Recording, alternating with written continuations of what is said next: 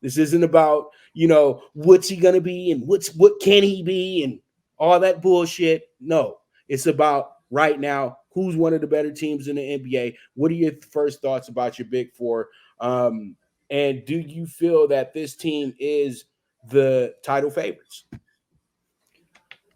The big four, insert Porzingis, exit Robert Williams, where the Celtics would go as far and deep in the playoffs. Obviously, Tatum and Brown are the focal points, is a healthy Robert Williams. What were they able to do last night? For the first time as a Celtic, now he was a Celtic twice now, Al Horford was coming off the bench, insert Derek White. The big four, who was the star, the unicorn, Porzingis. But we all know he was healthy last year, but we all know there's injuries coming. How long will he miss? Will it just be, 10 games here, 5 games here, 3 games here? He adds a whole nother dimension, another 7 foot guy out there launching threes. But what he can do is he can open up the middle. He opens up the court with his passing. So, as again, the lead story on the big four today was not Jason Tatum, was not Jalen Brown, was not Drew Holiday. It was that man that we're looking at right now, Mr. Porzingis. I think, we'll see some moves from the Bucks and other teams. Does Embiid stay with Philly? Is Harden going to stay in Philly? There's other pieces to these front running teams, the Celtics and Bucks, that will happen throughout the year. Who stays healthiest the longest? Regular seasons only means, are you the 1 seed, the 2 seed? Are you playing game 7 at home or on the road? Uh, right now, today, they are the team to beat in the East. And out West, I think it's going to be a war. I think there's a handful of teams that could be there. The Nuggets looked great opening day. But as of right now for the East, I think they're the team to beat, Pops. All right. Well, you know what? My 2 cents on the Celtics, man. I was impressed. I liked it because you know what? At the end of the day, what Porzingis brings to the table is you don't have to rely on Tatum and Brown to be your closers, man. He closed that game out, but he did that in the right fashion to where it's like, okay, I'm back in New York City. They're talking a bunch of craziness in the crowd right now. They blaming me for their problems because Porzingis wasn't an issue in New York.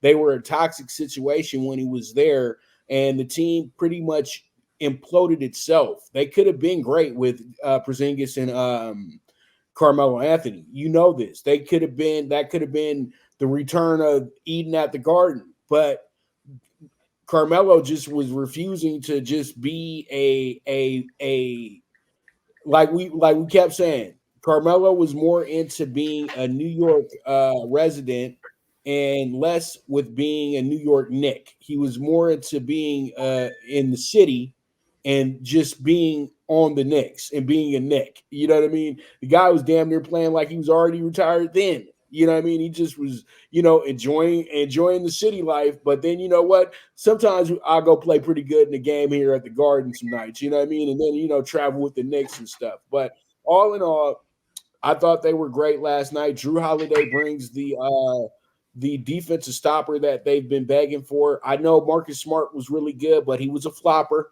Let's keep it real.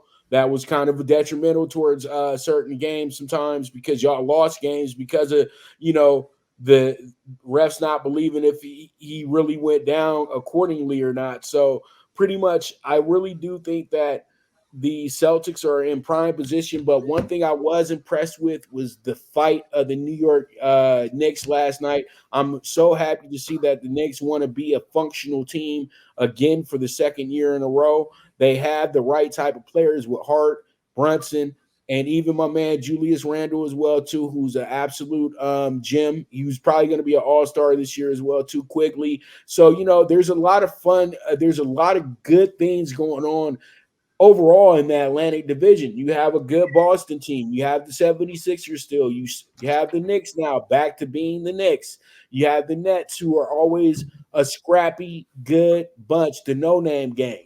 And then you know what? You always have the spoiler in Toronto and Canada. So this is a tough – I would say this, Jeff. We can both agree. This is the toughest division in the Eastern Conference because you're not going to get the same type of night in, night out divisional matchups that you get in the Atlantic that you would get in the Central or the South East.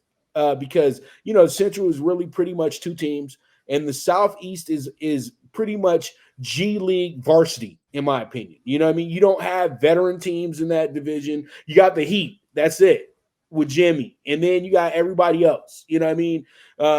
You got Charlotte, who won last night. They're more of a G League varsity team. Same thing goes for the Wizards. Well, the Wizards that's a diva team. Those guys are worried about going to the club and stuff. But and then you got the other team.